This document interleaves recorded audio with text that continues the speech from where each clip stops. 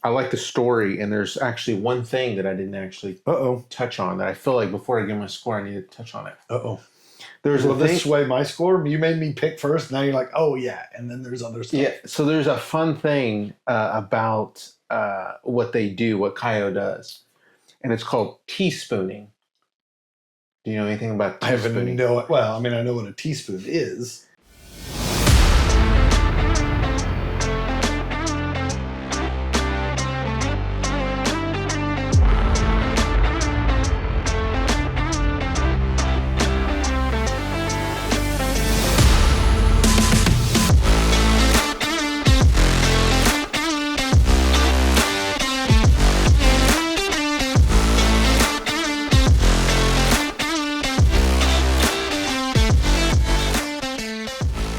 Welcome, everybody, to this week's episode of the Noble Dram. Today, Gavin and I continue on our journey around the world, exploring the whiskeys of the world. Grab a glass. We're going global on the whiskeys of the world. So, Gavin, tell everybody where we're headed today. On this second part of this mini-series. Mini-series. I feel fancy. We are jumping over to Japan today. Nice. Yes. Different pond. Normally we talk about on the other side of the pond and we mean Scotland. This time we mean the other pond. Yeah. All right. Exciting stuff. Yes. All right. So neither of us have a glass, and that's a problem I want to fix tonight. So tonight we're doing something just a little different. Normally we do these lovely little cutaways to us pouring a bottle, and you get this wonderful close-up. But tonight we're opening 2 new bottles, and so we wanted to make sure we did that live on camera. So we're going to start with my bottle, which is the Hibiki Japanese Harmony. I'm sure. Did you get that sound? Yeah. Get all that out of here. And that's a good one. That was a good. That'd club somebody. Yeah. All right. So let's talk a little bit about Hibiki and their Harmony series. So we originally thought we would do these whiskeys of the world and we would do single malts from around the world. And then we rapidly realized that some places are really good at making things other than single malts. And thus we kind of expanded it to just be general whiskeys. And so tonight we start with a blended whiskey. Okay. So this is a blended malt and grain whiskey. Okay. So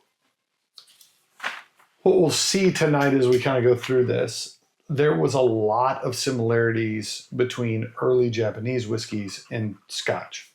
So correlating these two together, this would be the equivalent of a blended Scotch, right? Not a blended malt, because there is non-malted barley whiskeys in this class. So this comes from a combination of 3 different distilleries, all owned by Suntory. Okay. So Suntory is a massive in the world of Japanese whiskeys. We'll talk a little bit about how relative massive is when we say massive. But they are a really large player in the Japanese whiskey world. And they have a number of distilleries. This happens to come from the Yamazaki distillery, which you'll often see Yamazaki bottles around. Hakushu, which is another fairly common Japanese whiskey, single malt you'll see. And then Chita. I'm assuming I pronounced all of this correctly. Let us know. Should you happen to know Japanese better than us, and odds are you do, please feel free to correct us on this. So I do want to touch base a little bit about all 3 of those distilleries. So first off, Yamazaki, that was Japan's first malt whiskey distillery ever. Right? Really? Okay. We'll go back and tell a little bit of that story here in a minute. Then Hakushu is known for lightly smoking and peating their whiskeys. So I'm expecting a little bit of a smoky, peaty note to show up on this. And then Chita is actually a grain distillery, not a malt distillery. Did you say Chita? Chita. Oh, okay. Is it Chita? I don't know. I thought you. I was going to say, tell us in the comments, but if you just type in CHITA, I still don't know how to pronounce it. So be careful when you do it. So that one forms, that whiskey from Cheetah forms what they refer to as the dashi, which is the base of the whiskey. Okay. Why not all three malts? Why grains? Same exact reason we see these used in Irish whiskeys. Same thing we see these used in American whiskeys or blended scotches. They tend to be lighter, less bold flavors. For the most part, makes them a little bit more approachable. When we say grain, that could be corn, that could be wheat, that could be oats, that could be unmalted barley, right? So there's a whole slew. Could be rye, I guess. That's a fairly common one. I was waiting to see if you got to the You were going to sneak that in on me, weren't you? No, I'm glad I caught you. Man, this just reeks of rye. No, it really doesn't. So the word Hibiki actually means resonance. So this one kind of playing homage to the harmony of all these various Japanese whiskey flavors that come together. This actual Hibiki blend started in 1989, which was the 90th anniversary of Suntory. So that was kind of their big deal, as they would come out and put together a blend of their various distilleries to kind of showcase in one bottle what they're doing across multiple distilleries. So, as those may or may not know, we in the US have a pretty strong tie to Suntory as well. Gavin, do you know which distilleries in the US are also owned by Suntory? Why don't you tell us what distilleries? I'm going to take that as a no. No, I do know some of them. So probably the most. But common, I don't want to embarrass myself. The most common, in case you're wrong, the most common one that everybody knows is Jim Beam. Yeah. So the company that owns everything now is actually referred to as Beam Suntory. Right. So there's that little tie between the U.S. and Japan. So did you just say and Japan? And Japan. And Japan is back. It's coming back. It's coming back. I don't pick up any and Japan on this one. So people, for folks that are wondering what we're talking about, go back to our first few episodes. And Japan shows up. Yeah. No, it was a reference to a bottle that Gavin had brought that was a conglomeration between Kentucky-made bourbon and then aged in Japan. And he said it's from Kentucky and Japan. And I mistook him for there was a place in Kentucky called in Japan. I looked on the map. There is not a town of in Japan, Kentucky. So I mean, I figured it out eventually. Well, just a little quick story. When we were in Kentucky a few months back, as we were driving from Kentucky to Tennessee, the map on the GPS changed. Do you remember that? Yes, I do recall this. And I'm going to be brutally honest. My understanding of Asian written language is pretty limited. So I don't know if it was written in Japanese or Chinese or Mandarin or whatever other religions there, or not religions, languages there are in Japan or in the Asian area. That I don't know what those characters were, what they represented. But we do know that Google Translate works. If you shoot it on the little dash screen of your car, it will tell you what the street name is if it starts coming in another language. Because we were just driving, and using the on-screen GPS, and all of a sudden, all the names changed. Everything changed. Everything. We didn't change any settings. And it just did it. Like, you often hear of big cities that have kind of like little subculture areas of people of different ethnicities and backgrounds, whether that's Chinatown in San Francisco or Little Italy in New York, right?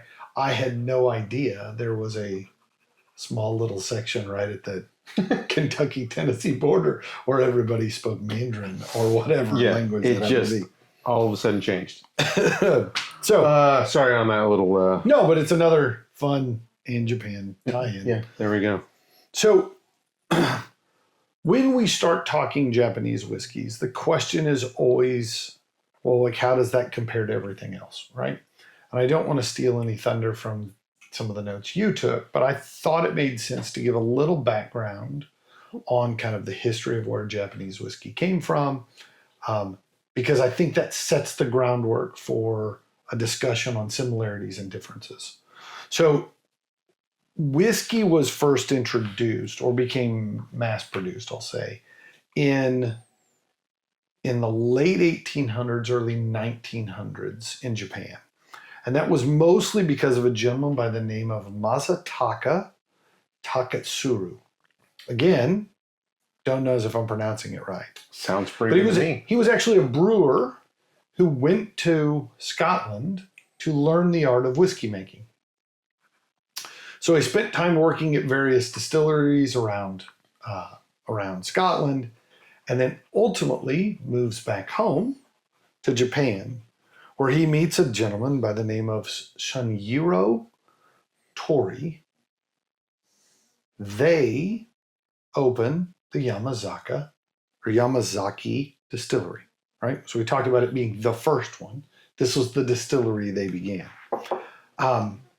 And not surprising, early Japanese whiskeys was just making Scotch in Japan, right? Mm-hmm. They were using a lot of the same techniques, a lot of the same recipes, that kind of stuff. He was just duplicating what he had learned in Scotland.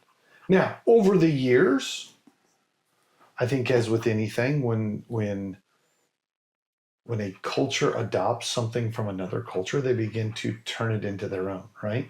If you've ever been to Italy and ordered pizza, you realize the pizza we live on, the Italian food we eat in the U.S., is not real Italian food. It is an Americanized version of it, right? So to some extent, you could say this is a Japanese version of what Scotch was, right? Mm. So the question then becomes, well, how much Japanese whiskey is there? How big are they? That kind of stuff. And the truth of the matter is it was relatively small production, right? For a long time. It wasn't until really the early 2000s that Japan made this huge splash onto the global scene of whiskeys. They had entered into a handful of competitions that were truly blind, and several Japanese distilleries walked away with grand champion prizes. And that kind of opened this world to, wait a second, they're making good whiskeys over in Japan. Up until then, it had always kind of been like, oh, well, they're trying to make Scotch, but they're not really doing it, right? So with that, throughout most of the 2000s, every year has been almost an unprecedented level of growth of the whiskey market in Japan. That was up until 2023. And this is just kind of goes to show a good chunk, a large chunk of what Japanese single malt whiskeys that are produced never leave Japan, right? Not too surprising. If you've ever traveled internationally, it's hard to find an American bourbon at places because most of that stuff stays around here, right? Especially the specialty ones. Same exact concept there. But there is still a significant amount of export market that drives a lot of their business. So in 2023, I don't know enough about the politics between Japan and China, but there was evidently some level of falling out, and Japan's export of whiskey to China dropped almost a third. Wow. It was a significant reduction considering what a large chunk of the export market China happened to be. And so that drop in a third that went to China actually resulted in about 9% total sales. So they sold 9% less of all Japanese whiskeys. Almost 11% of all the revenue, right, was lost in that change, wow, which is a pretty significant kick in the shin, as you will. So a single country's import having that big of an impact on an industry begs the question, well, how big is the industry? Right. And I think the truth of the matter is Japanese whiskey is still relatively small production stuff. To give you a couple frame of reference, I went and did a little bit of research. Macallan's annual production, Macallan, just one distillery in Scotland, has a greater total production every year than all 100 single malt whiskey distilleries in Japan. So you're telling me one distillery captures. If you were to look at the sheer number of bottles in my collection, I have more bottles of Macallan than I have all of my Japanese whiskeys, right? And we ran through what I had 5-6 bottles of Japanese whiskey, right? Which I'm kind of proud of the fact that I had such a wide variety of things sitting here. As a comparison, right? We often think of relative to Scotland, right? Especially when we start talking about flavor profiles and production. But other, let's say, Asian market distilleries, if you took both Yamazaki and Hakushu, right, the two largest distilleries in Japan, and added them together, they produce somewhere around 3.5 to 4 million liters of liquor every year. Kavalan, probably the only distillery you've heard of from Taiwan, that one produces 10 million liters a year. So even when compared to other, I'll say, smaller markets, the production capacity coming out of Japan is much less than what you see on other places. I think part of that might be culturally based. There is a level of, I'll say, meticulousness in production of whiskeys in Japan that they're not interested in making large volumes. They're interested in making them exceptionally well, right? Mm-hmm. More of a craft mindset, perhaps, is how we might equate it to the U.S. whiskeys world. More of the doing something different, tweaking things, kind of perfecting, if you will, as opposed to producing a large volume. So what you're saying is kind of creating harmony? Yeah, I like the way you did that. I like the way you did that. So, I feel like, I've done a lot of talking, kind of giving you guys the background story. I want to talk a little bit about the whiskey that's in this glass. First, I will say, we were making reference the other day to beautiful bottles. That is a stunning package. Thank you. I keep setting them up. Just curious if you'll knock them down.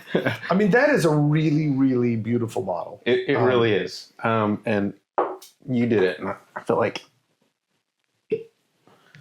that topper. You could club somebody with that. Yeah. That cork is gorgeous.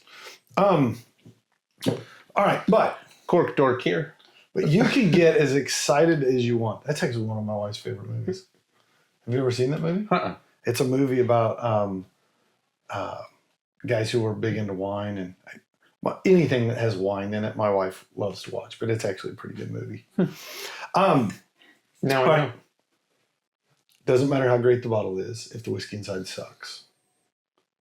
I'm not suggesting that the whiskey inside of this bottle sucks, but Gavin, tell me a little bit about what you think of the whiskey inside here. It definitely does not suck. On the nose, I picked up a lot of floral notes to it. There's some apple, maybe a slight cherry note to it. Yeah, I get a woodiness to it. Uh-huh. I would say maybe lighter than fruits. I see where you were going with apple. Like, I'm almost thinking more of a floral note. Mm-hmm. If you've ever had rose water, yeah, right? Like, I get that kind of thing where it's really, really soft. I say oak. It's there. It is certainly not overpowering by any means. Like, you almost have to look for it. Yeah, but it's there.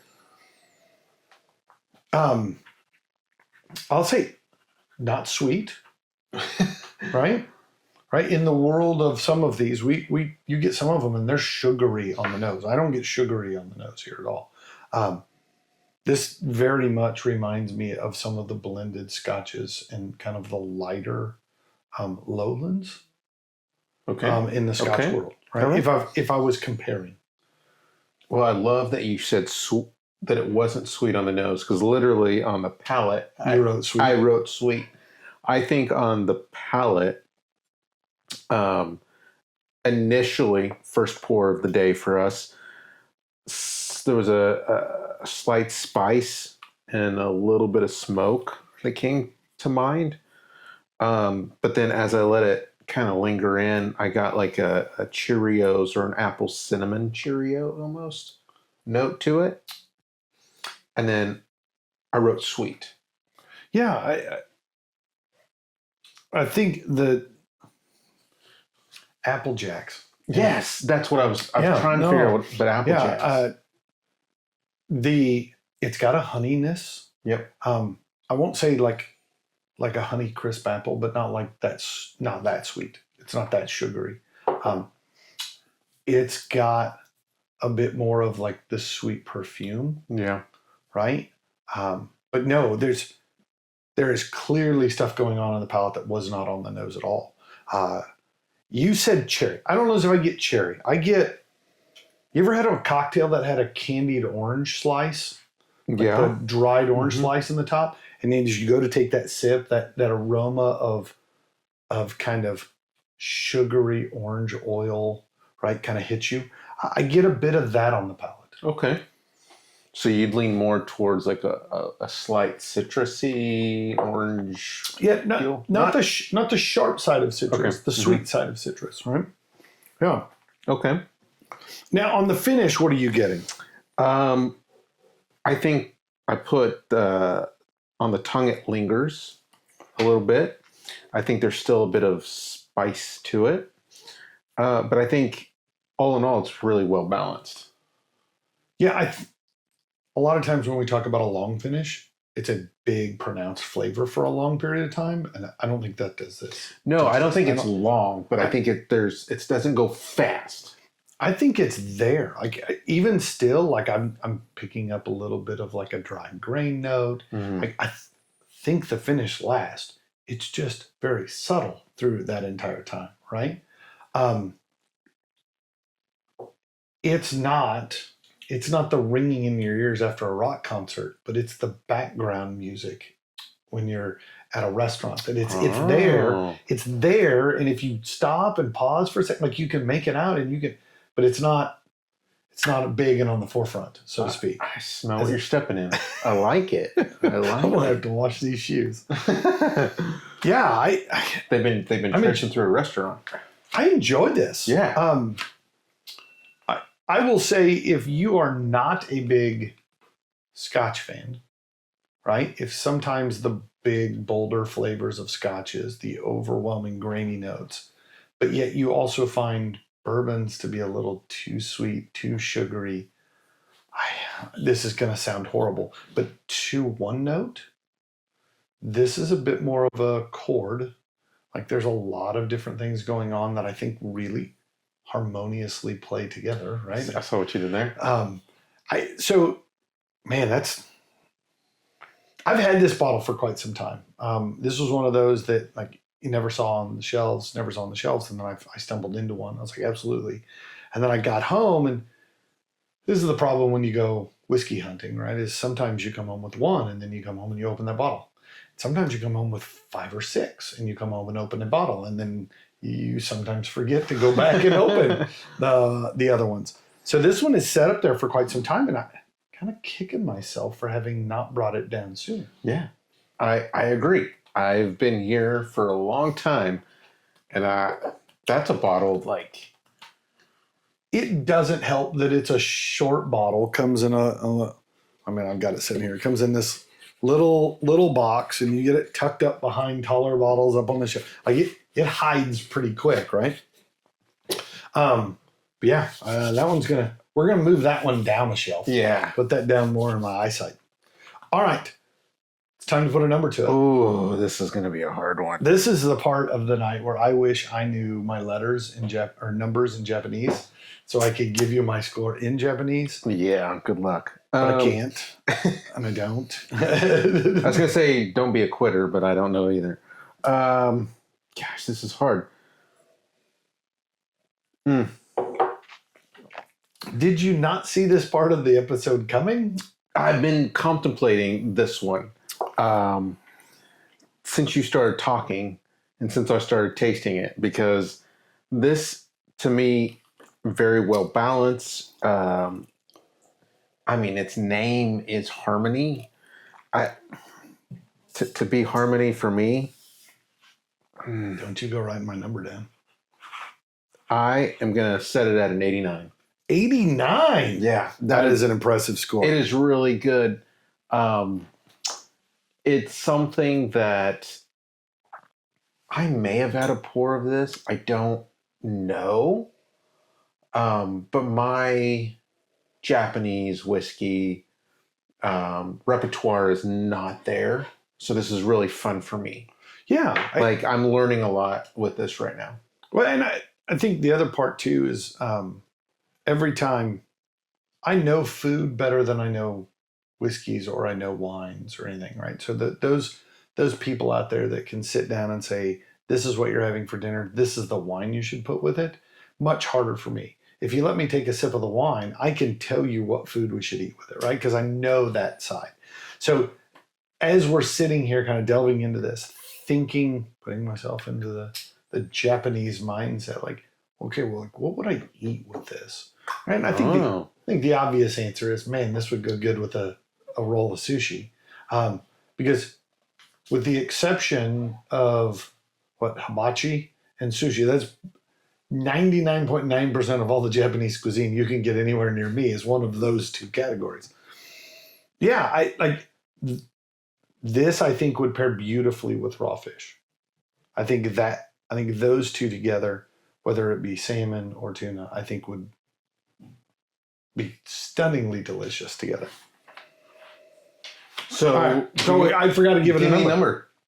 I really felt like I was going way out there when I wrote 88 down, because I was like, man, I really, really like that. And then you trumped me before I could even get to it. Once again, picking a number right over the top of me. No, this is an excellent bottle. The idea that if you don't have Japanese whiskey and you're trying to figure out how to get into Japanese whiskey, I can't think of a better place to start than this. I've had a couple of other ones. Right, the descriptions I found online with regards to Hakushu being smoky, and I've got a bottle of Hakushu that I think, just beautiful little bit of smoke and peat on it, right? I've had some Yamazaki before, right? That's kind of richer, fruitier kind of notes. This though, right? It's a little bit of best of all worlds. Yeah, this I'm gonna have to go out and grab this bottle. I'm hoping that your bottle you picked is close to as good as this one, because this will be a great episode. So what you're saying is we're gonna move along. Let's pour another one. All right, let's get to getting. I'm gonna set this one up here because that might be my cheers pour. We'll see how this night goes. All right. So my bottle instead of my wife. Sorry, y'all. It's a good bottle of whiskey, man. This is where we are. So my bottle is the Kayo, the peated 3rd edition. Oh. So this is edition number 3. Kayo's the peated number 3. Not just peated. The peated. Kind of like the Noble Dram. Yeah, the is a critical part of the name. Yeah. You better put it in there. Oh, that's a good one. I felt like I had to just be quiet on that, you know? It's the first time. You know what? For that. Oh, do not overpour me. We got a lot of drinking still to do today. So the Kayo, a little bit about what's in the glass. Oh, man. They weren't lying. They were not lying. I can't speak to edition one or two, but 3. So this is aged in Madeira and Mizunara oak casks. Yeah, I think that makes sense. Right? For those who don't know, Mizunara is a variety of oak that grows in Japan. Yeah, So yeah. It's the equivalent of bourbon being made in American oak. That's pretty fair. So this is 46% ABV. Okay. We are, again, Mizunara and Madeira casks. One of the signature moves that this blender, because they are not a distiller, this is actually a blender. Oh, really? Yeah. So an NDP, as we would say, Yes. non-distilling producer. Yes. Is they actually do a signature ocean maturation. Well, tell me more about this, because I've heard of other brands, Right. other whiskey manufacturers that age at sea. Yes. Is that what they're doing here? Essentially, so what they do is at least 3 years they age on land, and then for somewhere around 3 months or so, then it gets loaded up on a boat and it's aged at sea. So, any idea how long? About 3 months or so. And so what that kind of helps impart, and I'm not going to give you some, I'm not going to let you cheat on some notes here, but I've already written down everything you're saying. You get a little bit more of that salt sea air and those kind of things that we've talked about in previous episodes and other brands. That might show up a little bit more here in the glass here. So again, they don't distill. This is an independent bottler. By they I mean where they get this, where they're sourcing their juice from. Okay. It is distilled and aged, everything in Japan. Oh, so non-imported Yes. whiskeys. Correct. We didn't really talk about that because I was given the task of finding out about the history of Japanese whiskey, which I'm hoping that means Gavin has a little bit more current Japanese whiskey info. But that the notion that whiskey was actually made in Japan is somewhat of a newer concept, right? Right. Am I stealing thunder? No, go for it. So I want to step on toes. So for a long period of time, right? We talked about the boom and growth of the whiskey business in the early 2000s in Japan. The demand for Japanese whiskey far outpaced production, especially when you consider the sheer amount of time it takes to produce whiskey, right? Mm-hmm. If you want to have great whiskey tomorrow, you should have started 8 years ago. Right. So when people come in and say, we want to buy a bunch of whiskey, you're like, I don't really have a bunch of whiskey. So it was a fairly common practice for whiskey manufacturers in Japan to buy whiskey from other single malt whiskey producers, i.e., quite often Scotland. Actually, there was a number of years where the consumption of Japanese whiskey outpaced production, and Japan still exported. There you go with your and Japan. So I start checking the math on this, right? They drink more than they produce, but yet they still have stuff to export, right? And so what it became fairly obvious is they're importing a lot of stuff. Right. And to some extent, the rules in Japan weren't real clear about how you label things. Mm-hmm. Japan's one of the few places where you see the phrase pure malt on bottles. Yeah.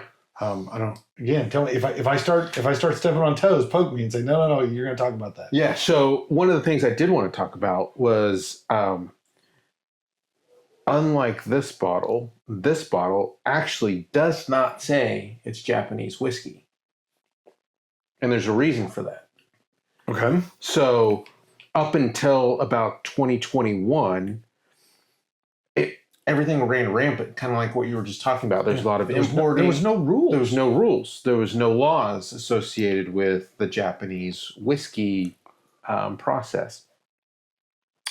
But 2021 happened, and it's not actually a law. It's not government regulation, but I'm going to get this right, the Japan Spirits and Liquor Association introduced new standards.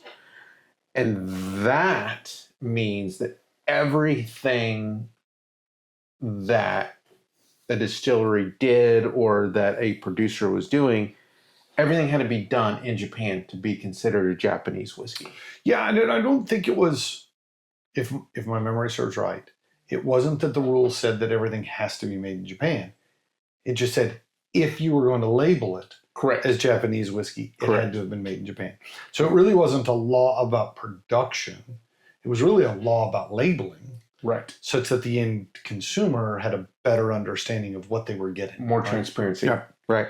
So this bottle actually does not say Japanese whiskey. It says Japanese Mizunara oak. No.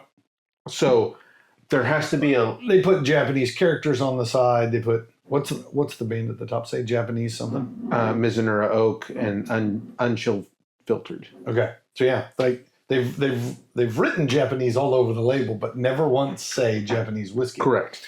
Interesting. So this was really to kind of bring about more transparency and trust to the consumer, right?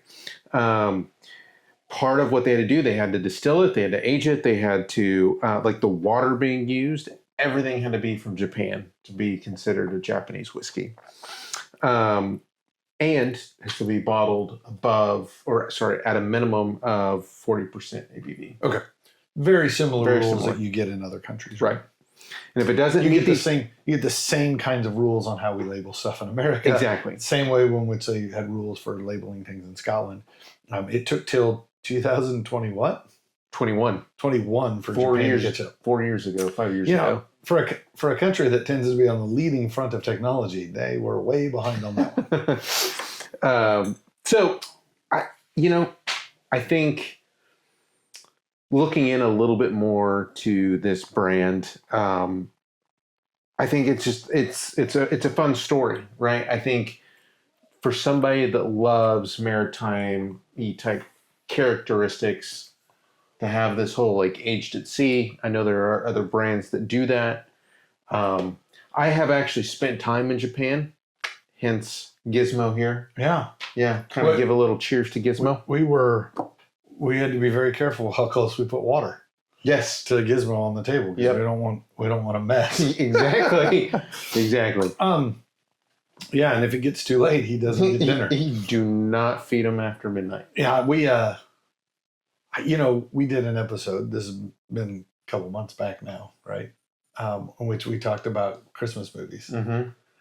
And then it dawned on me, if you're making the argument of Christmas movies, maybe Gremlins needs to be in that conversation. Yeah. You know, Die Hard gets all of the debate. But Gremlins, by definition, Gremlins is a Christmas movie. It was a Christmas gift set at Christmas time. Yeah. The movie's about the gift he receives. It's Christmas. I'm sorry. So where I picked Gizmo up, we were in Osaka. I was 18, I think. You were stationed over there? No. My cousin was, which is why I was there. Okay. But we walked, I think it was in Osaka, we were walking around and there was a toy store. And they had this giant, like 3 foot tall Gizmo. And that just piqued my interest. And I went into the store and then they had these little small plush toys. And I was like, oh, if I could bring one gift for myself, for my future self, what would it be? And I was like, little Gizmo would be fantastic. And I've kept Gizmo around. You were 18 a long time ago. Yeah. And it was like 6 years ago now. A long time. Long time. I look good for 6 years ago being 18. No, you don't. It's exactly No, I opposite. don't. The wrinkles are showing. No, it's my trick. People ask how old I am. I always tell them way older than I really am. They're like, man, you look good. I said, thanks.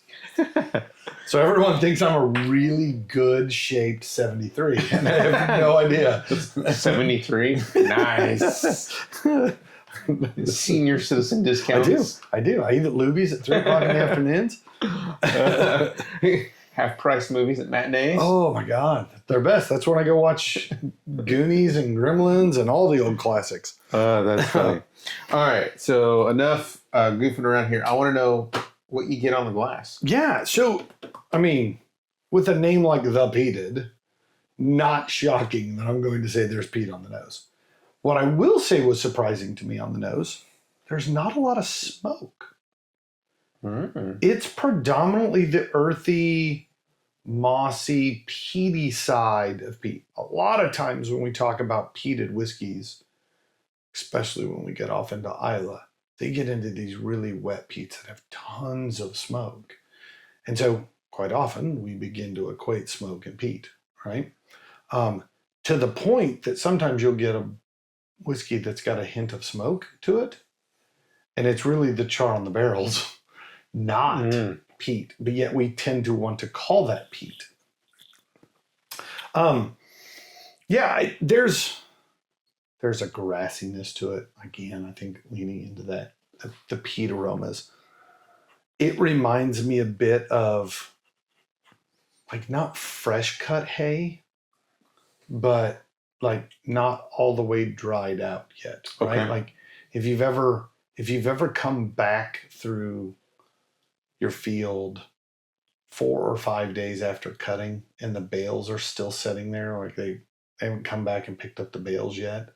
The bales have kind of got this green grass, not quite fresh mown lawn kind of greenness, but yeah, I get that there. It kind of lays underneath that bolder peat flavor. What I'll also say is a lot of times on peats you get some sulfuric notes, right?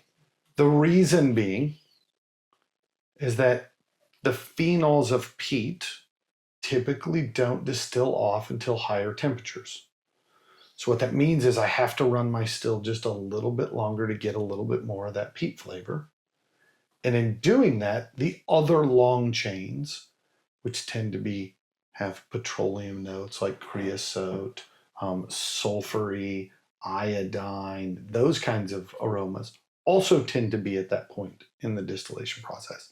So quite often when you get a big, bold, peaty one, it's got railroad ties and telephone poles and all that kind of fun stuff going on. This one I don't think has much of that, though. It's so funny to talk about whiskey and what you get and what you taste, because a lot of what we talk about could be so off-putting to people. Oh, for sure. Like when you talk about a telephone pole. Nobody's sitting around making a list of their favorite flavors and wrote down creosote and tar and like, no. That's what the next Jelly Belly should be. Oh, like a black one? Yeah. You got licorice or tar. Yeah. Both of them suck. But every time we talk about those kind of notes or those aromas, I go back in my memory of a childhood where I grew up with a grandfather that had this big, massive shop. And I just remember walking in, and those are the smells that I smelled, and those are the memories that I have. We often talk about barns, right? It reminds me of an old dusty barn. I think quite often in our head, we're picturing the barn from movies, right? Where they walk in and there's a cow here and a goat here and a horse here, and right. But that's not the barns I grew up anywhere around, right? Most of ours were corrugated metal buildings, and you walked in and most of what you smelled was like old motor oil that had soaked into the dirt floor where they'd pulled a tractor in and torn something apart trying to fix it. There was far more of an industrial aroma in barns when I was a kid than there really was this elusive, dusty hay animal barn. That just didn't exist when I was a kid. So yeah, I get that though, that I think for most everyone, right? You tend to remember things from your past, and that pulls you back to a simpler time and place, as they say. I often struggle to identify real light, sweet aromas. And I grew up in a house that along the back fence, we had honeysuckle growing wild, right? And so I often think of honeysuckle, right? I've got a buddy who grew up in the Southeast and lived near fruit orchards. Mm-hmm. And he talks about the smells of apples and peaches and, those kinds of things growing on trees. And I was like, we didn't have those where I was, right? And so, yeah, I think there's a lot of this kind of beckons back to kind of childhood memory, so to speak. Yeah, absolutely. Even though I didn't grow up as a child in Japan, I still enjoy this. So, going back to the glass on the nose, I think there's some nuttiness to it, and I put Honey Nut Cheerios. Come. I put just honey and nuts separately, but then I think there's a culmination of it. I did put smoky for me.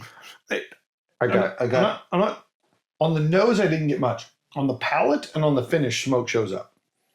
I don't mean to imply that there wasn't smoke. So it's a smoke show. No. Yeah, and this is one Japanese of those smoke show. This is one of those. I have to be careful. This is one of those that when I first smelled the glass, didn't get much smoke. Then you take a sip, and you got that smokiness on your palate, right? And then go back and smell it, and I smell smoke. And so I don't know if that's carryover from the palate that kind of comes back around, or I just didn't recognize it or identify it the first time through. Now, when you go to the palate, I already kind of gave a hint that I think smoke shows up quite a bit more. I also get a fruitiness that shows up, and oily. Mm-hmm. Quite often when we talk about bourbons, we talk about buttery, oily, right? That kind of dairy, creamy kind of thing that shows up. I actually get more like bacon grease kind of bacon fat. Grease or bacon? Bacon. Bacon. Like bacon. Sorry. Like, well, Hobbit, if you grilled fruits on my grill out back, there's a lot of animal grease in that thing. You get that kind of that smoky stuff that kind of reminds me back of a smoker, right? Sitting down around, waiting for the brisket to be ready, right? That kind of stuff shows up on the palate and on the finish for me. On the palate, for me, I think it's very nutty. There's a lot of nuttiness to it. I actually put nutty bars or nutty buddies. Like peanuts. Yeah.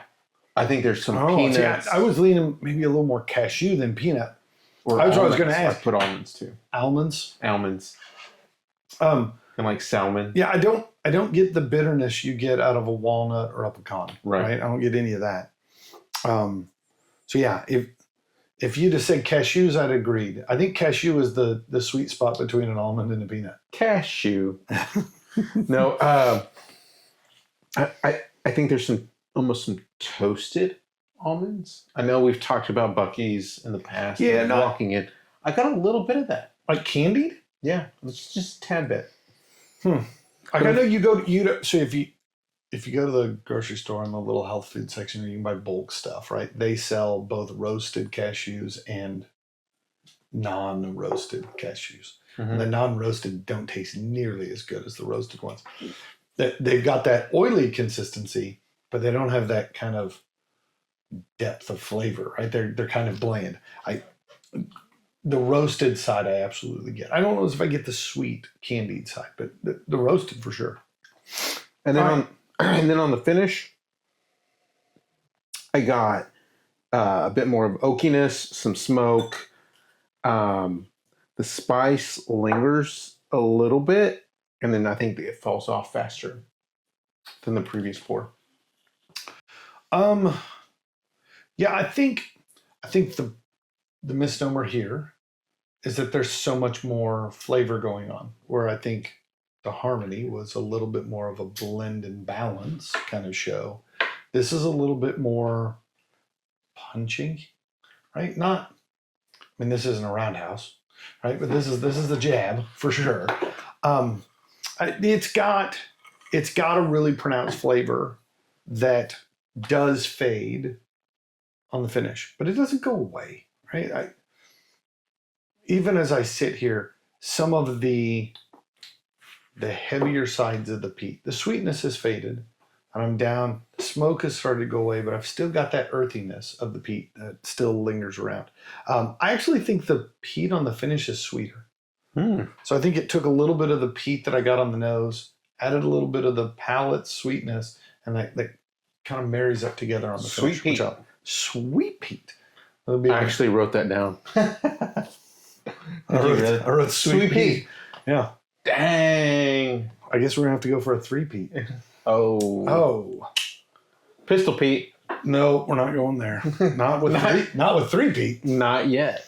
But no, we will. We will. We made a promise the other day that we were going to do an alma mater episode. We've actually decided we are going to do 2 alma mater episodes because Gavin and I didn't go to the same alma mater. Stay tuned for that. All right. Numbers. Give me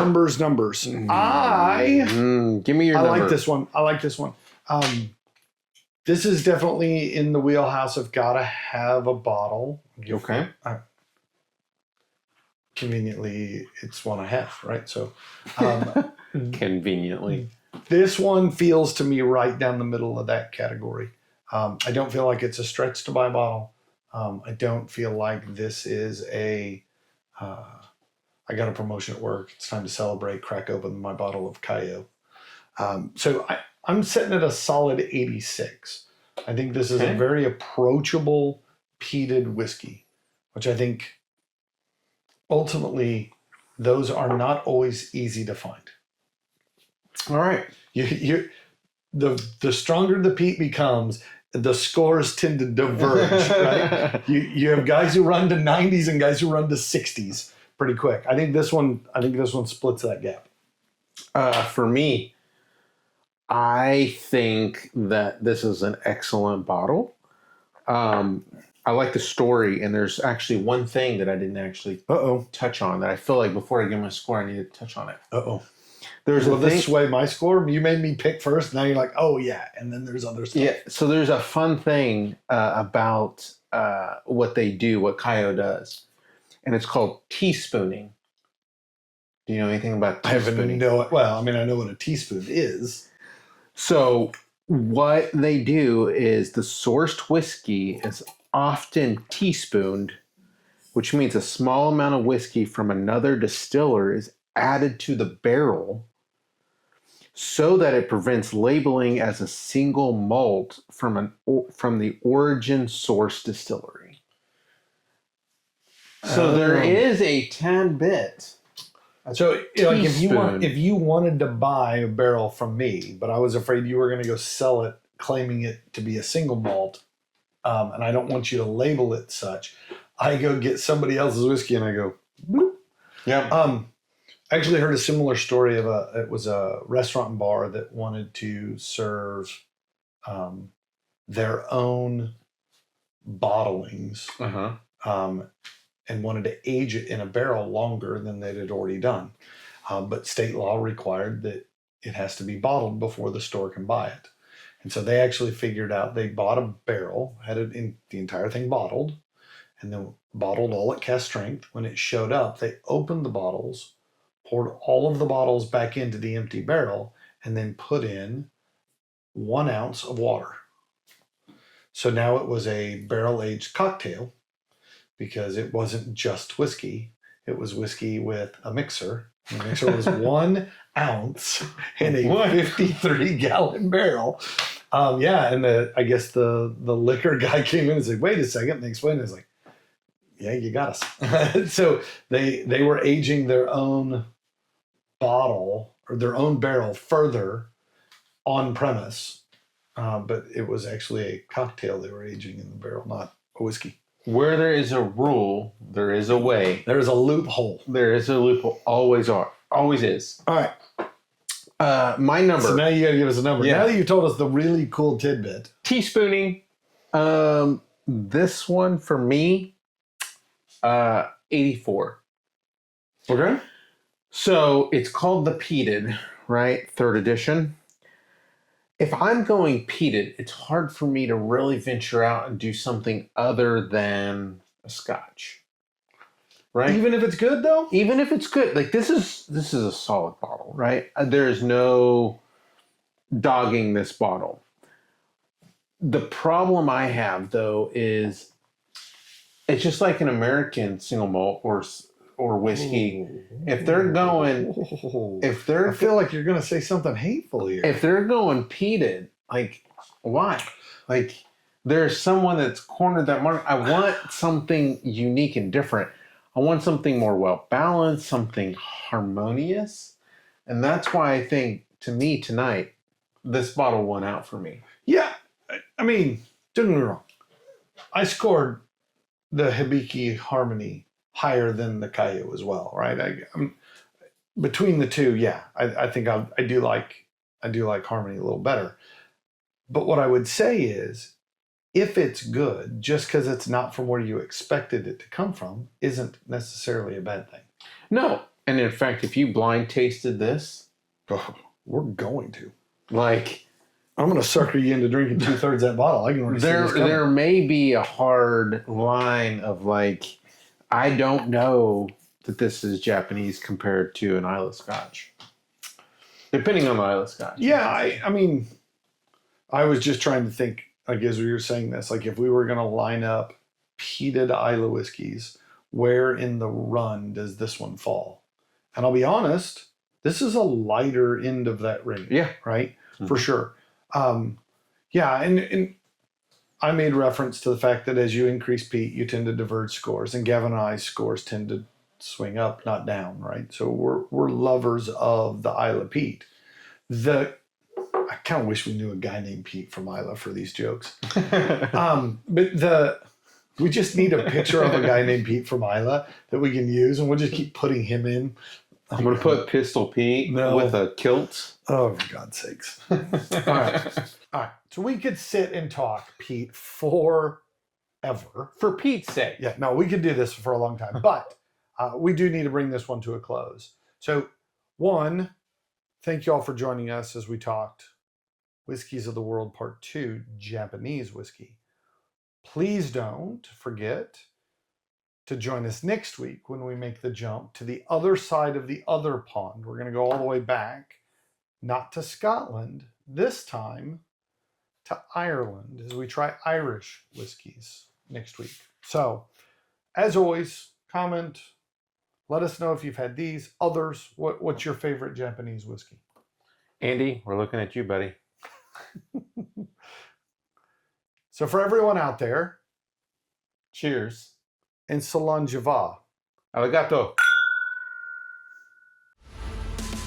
We want to thank you, our noble listener, for joining us. We believe each whiskey has a story, and so do you. So give us your thoughts by leaving a comment. And if you have a whiskey you'd like to see us share, let us know. You don't want to miss a single episode, so subscribe to our YouTube channel.